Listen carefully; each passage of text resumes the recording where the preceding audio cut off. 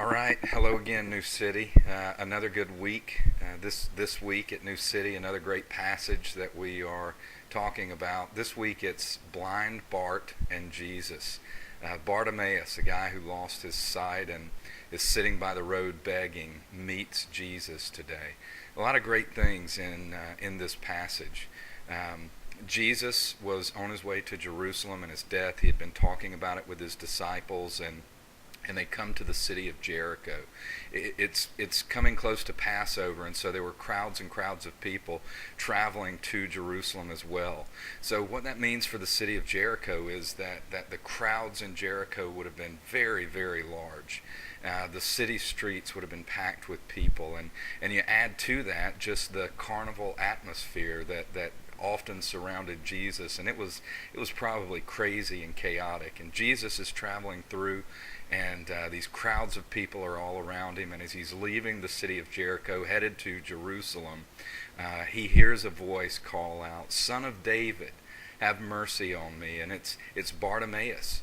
Bart has heard that Jesus is in town and is passing through, and he's calling out for help from Jesus.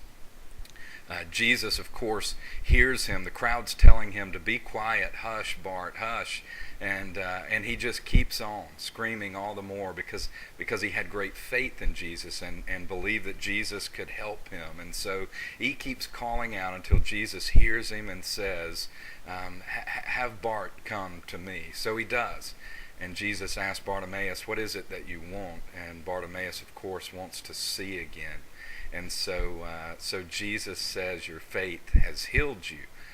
Go your way," which is a cool thing because he was saying, "Bartimaeus, you're healed. Your faith has done this for you. Now go about your life."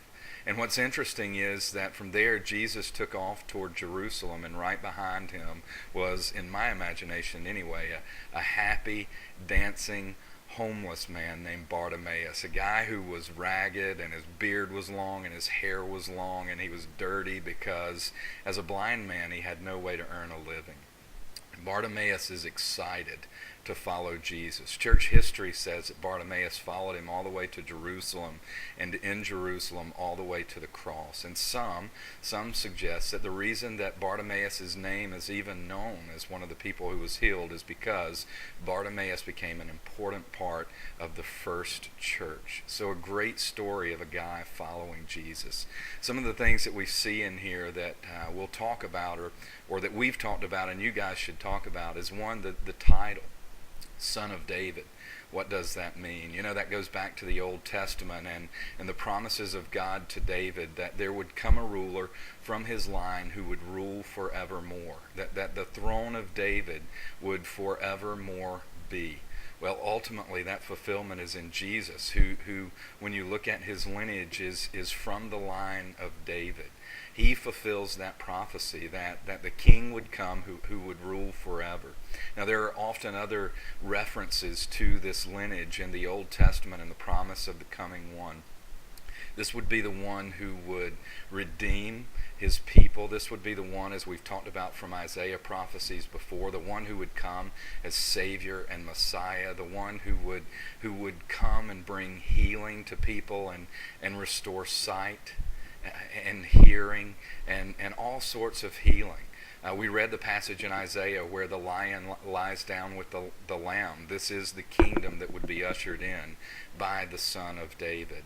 And so blind Bart had never seen a miracle of Jesus, had never even seen Jesus, but he believed this is the one, this is the Son of David. And it was that faith that caused him to continue to call out, and that faith that ultimately saw him healed.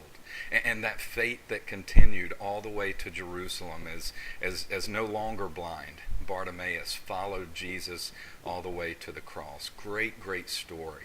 And a great title. The only time Mark ever uses that title, Son of David.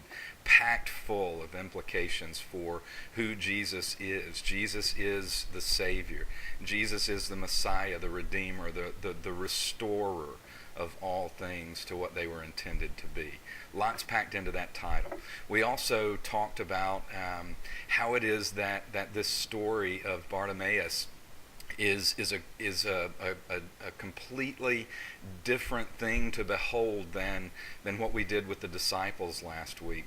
The disciples, they come to Jesus. Jesus is saying, I'm going to Jerusalem and I'm going to have to die. And the disciples are worried about power. James and John come and say, hey, we want to be at your right and left. Promise us that we'll be in those great prominent positions of power. Right, here they are with Jesus, and what they're worried about is what their place will be, what position of power that they'll have.